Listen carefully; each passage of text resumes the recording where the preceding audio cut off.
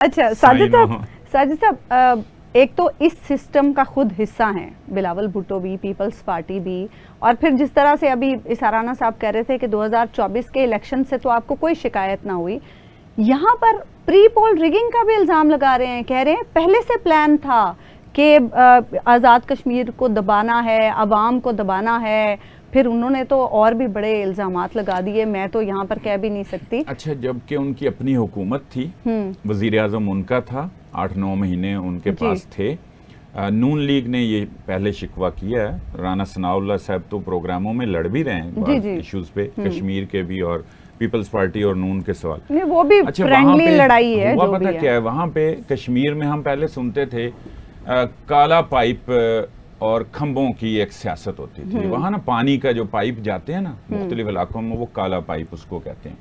اس دفعہ ہم نے دیکھا گرین بسوں کی جو ہے وہ لائن بھی دیکھی اور وہ اس کی سیاست بھی دیکھی۔ اب کیا یہ پری پول ریگنگ نہیں تھی؟ ایک بات ویسے جس دن نواز شریف صاحب وہاں بیٹھے، ایک کے بعد جب انہوں نے دوسرا جلسہ کیا، میں کوئی بڑے لمبا فلسفہ نہیں بیان کر رہا، اسی دن میرے جیسا آدمی یہ سمجھ بیٹھا تھا کہ نون لیگ کو یہ اقتدار کی تقسیم ہے، ہم کیا بات کریں، باریاں لگی، گلگت آپ کو مل گیا، وہاں جو بھی ہوا آپ نے پیسہ لگایا، نون لیگ نے آپ پر الزامات لگائے، یہاں ہمیں ظاہر ہو رہا ہے کہ نون لیگ کو آزاد کشمیر دینا ہے۔ اچھا، جب یہ انفارچونیٹ ہے کہ الیکشن سے پہلے ہی ہم کو یا عام عوام کو یہ پتا ہو کہ یہ رزلٹ آنا ہے، تو الیکشن کا ویسے تو فائدہ ہی نہیں ہے، اور اس کے ساتھ یہاں پہ کچھ فیکٹرز بھی ہیں، میں آپ کو بتاؤں۔ اب یہ جو رزلٹ آ گیا ہے، اس رزلٹ نے اگلے 2 فیزز جو ہیں ان پر اثر انداز ہونا ہے۔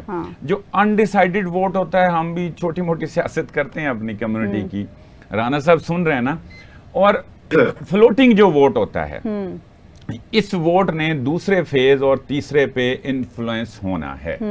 ایک تو یہ بھی آپ سمجھ لیں کہ یہ 3 فیزز میں پہلے تو نہیں ہوا نا، یہی تو تحفظات ہیں ٹوٹل 45 سیٹس ہیں ٹوٹل، اس کو 3 فیزز میں کرانے کا تک ہی نہیں بنتا تھا۔ یہ اپنی جگہ پر ایک سوال ہے، اس سے ہم آگے چلتے ہیں۔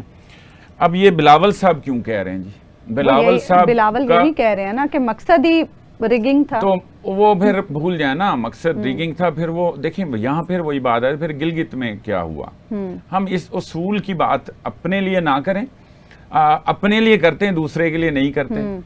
یہاں پر میرپور ہے، کوٹلی ہے، بھمبر ہے، 3 ضلع ہیں نا، جہاں وہ جیتے ہیں وہاں تو ان کو کوئی شکایت نہیں ہوئی۔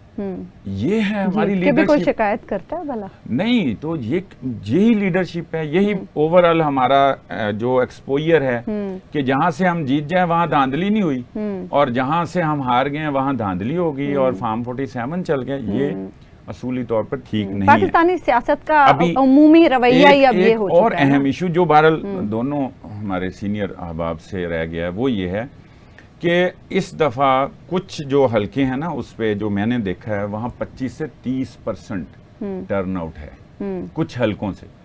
گزشتہ جو الیکشن ہے آزاد کشمیر کا وہاں 60% بھی تھا، ٹھیک بات ہے، اور بعض حلقوں میں 50 اور اوپر نیچے ہوتا رہتا ہے۔